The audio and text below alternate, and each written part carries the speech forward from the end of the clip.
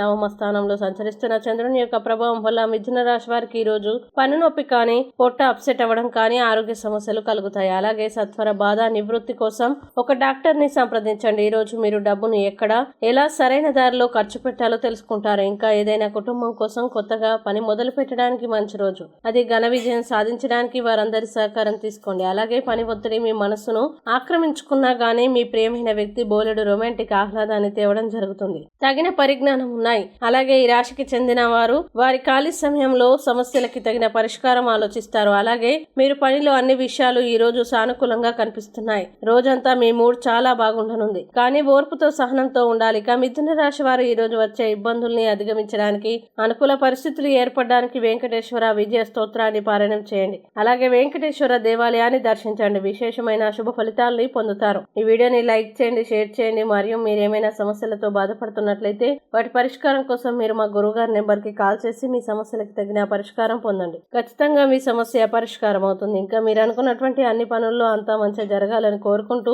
Survey జన సుఖినో భవంతు.